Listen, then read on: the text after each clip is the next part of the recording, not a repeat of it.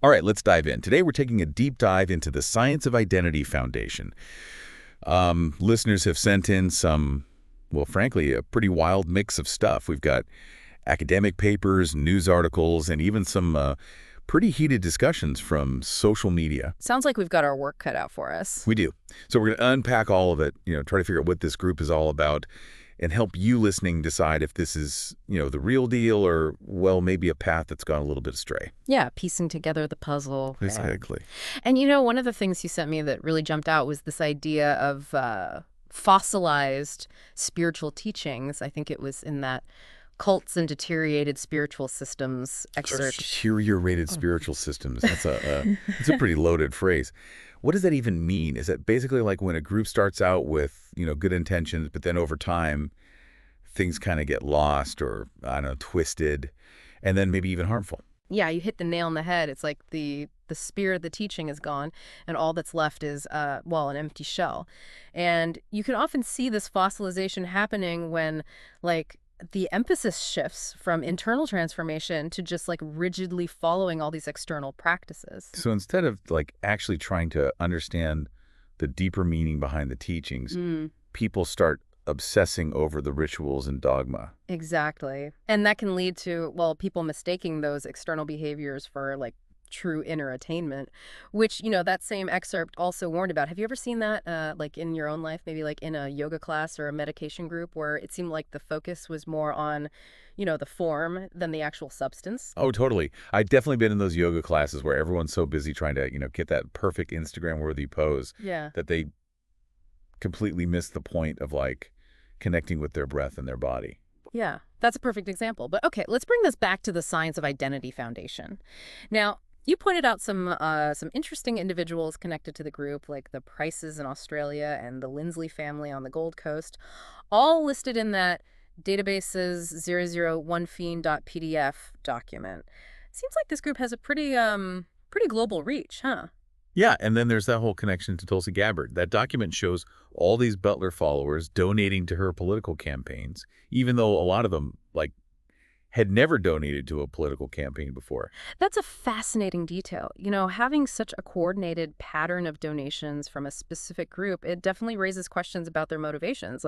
Could it be more than just, typical grassroots political support? Could there be an element of trying to exert influence? That's a good question. Okay, now this is where things get a little heavy. You sent me the story of Kozia from the Iwachatani Mission Polish's 00165.pdf document. She was drawn into Butler's group, became more and more isolated from her family and friends, and, well, it didn't end well. Her story is, it's definitely a powerful illustration of how these groups can use isolation as a tactic of control. It's a pretty classic pattern we see in cults. They try to cut members off from any outside influences that might, challenge their authority.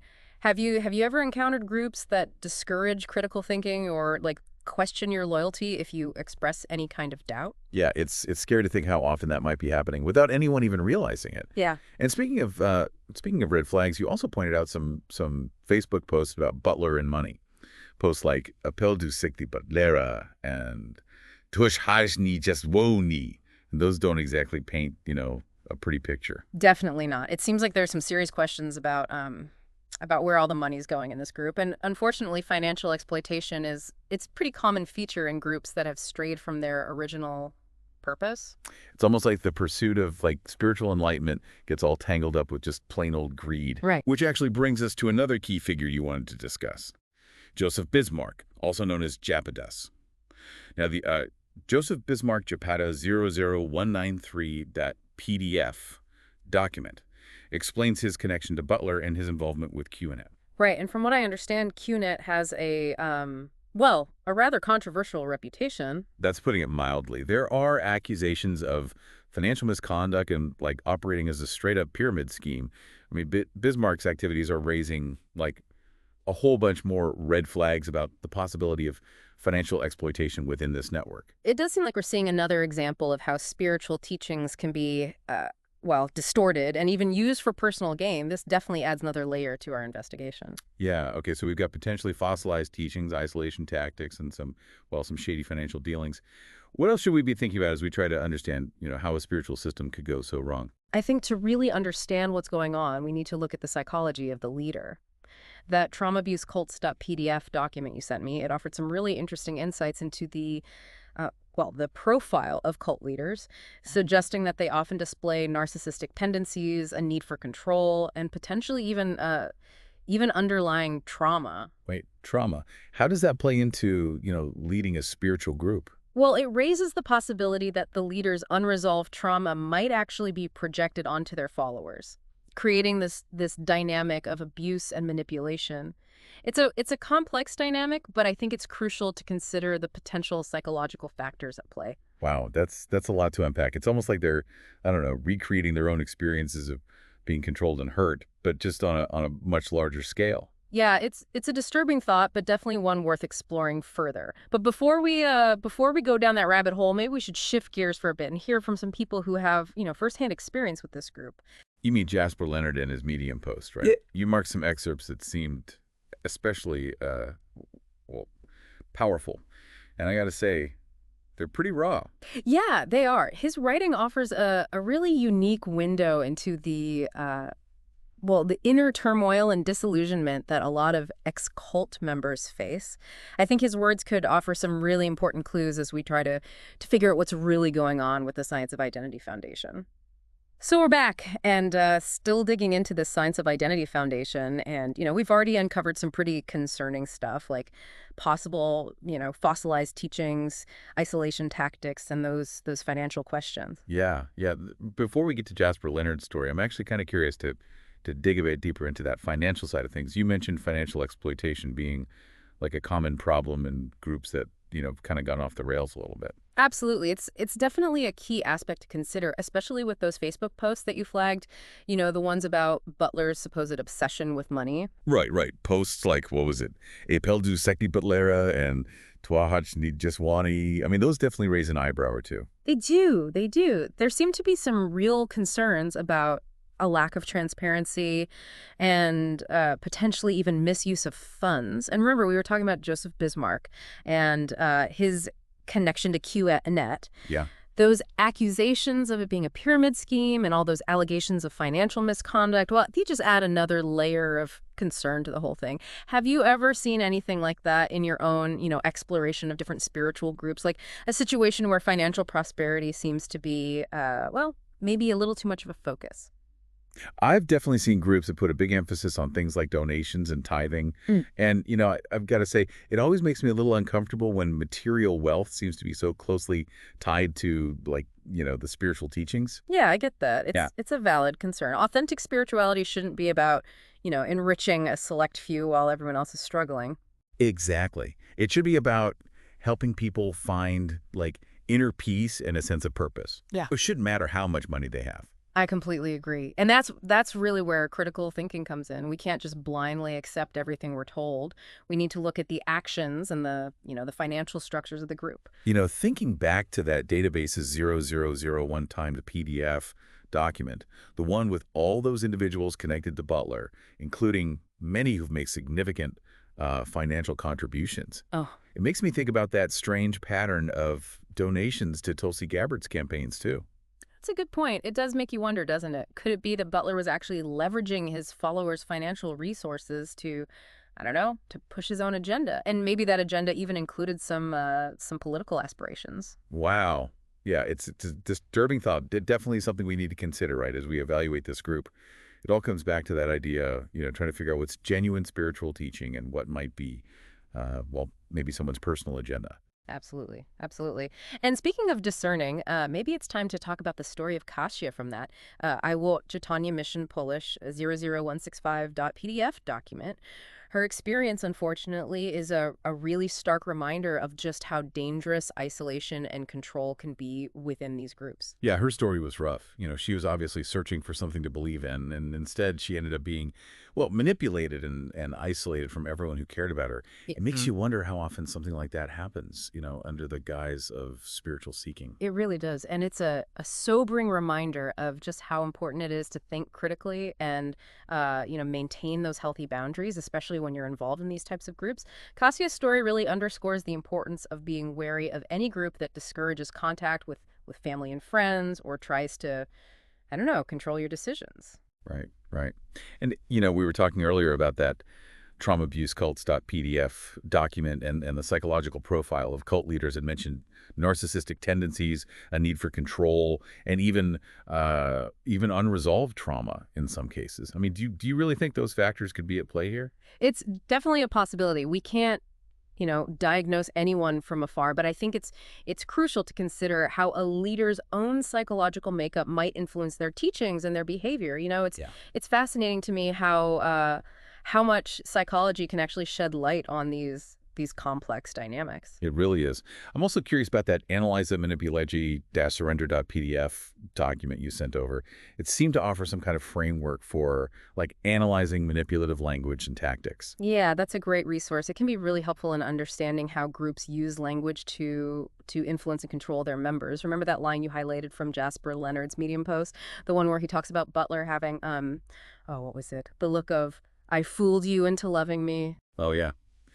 Yeah, that was chilling. It really does speak to the potential for emotional manipulation within these groups. It does, and it really emphasizes the importance of being aware of those subtle ways that language can be used to create a sense of, I don't know, dependence and obedience. So with all of these red flags and, the potential psychological factors at play, it's hard to imagine how someone could actually break free from a group like this. I mean, what does that even look like? It's a complicated process and often a very difficult one, but it's something that many people have successfully navigated.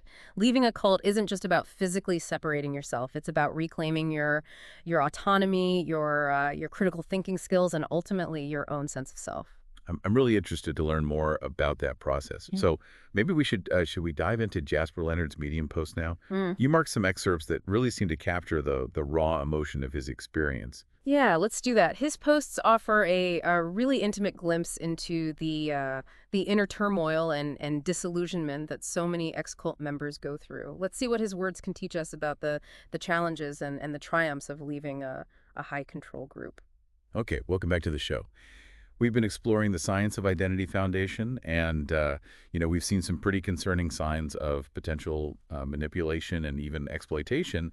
But now I'm really curious about how people break free from these kinds of groups. We have those excerpts you sent from Jasper Leonard's Medium posts, and you said those offer a pretty raw and unfiltered look at his experience leaving. Yeah, his words are really powerful. They offer a glimpse into what it's like, emotionally and psychologically to leave a high control group. What parts of his writing really stood out to you? Well, a lot of it, honestly, but there's this one line that just, I don't know, it really stuck with me. He said Butler had this look, like the look of, I fooled you into loving me. Yeah. It was chilling. And it really seemed to sum up that feeling of betrayal that so many ex-cult members talk about. Yeah, I can see why that would stick with you. That feeling of betrayal it's incredibly common, and it makes leaving that much harder because it's a betrayal of trust, of faith, and I think most importantly, a betrayal of your own sense of self. It really makes you wonder, how does someone even, like, begin to untangle themselves from that? Where do you even start when you're trying to leave a group like this? Well, it often starts with a little seed of doubt, that feeling that something's not quite right. Maybe it comes from a conversation, an article, or just a gut feeling that things don't add up. So it's like a crack in the facade, and it slowly starts to get bigger, right? Exactly. As that crack widens, people start to question things more. They might see inconsistencies or start to feel uncomfortable with what the group's asking of them. And having access to outside information, whether that's articles, books, or just talking to people with different viewpoints, that can be a huge factor. Yeah, like letting some fresh air into a stuffy room, Yeah. right? Allowing for a new perspective. Mhm.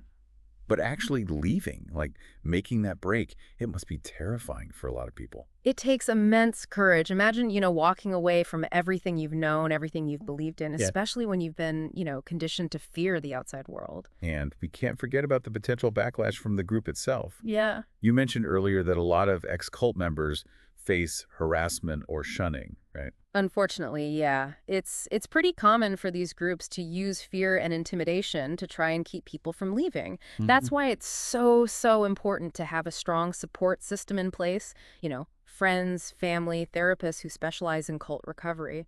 just to remind them that they're not alone and that there's help out there. So it's like rebuilding your life from scratch, but you have all this emotional and psychological baggage from the experience. It's a long and difficult process, no question. There's often this period of intense self-doubt, guilt, and anger.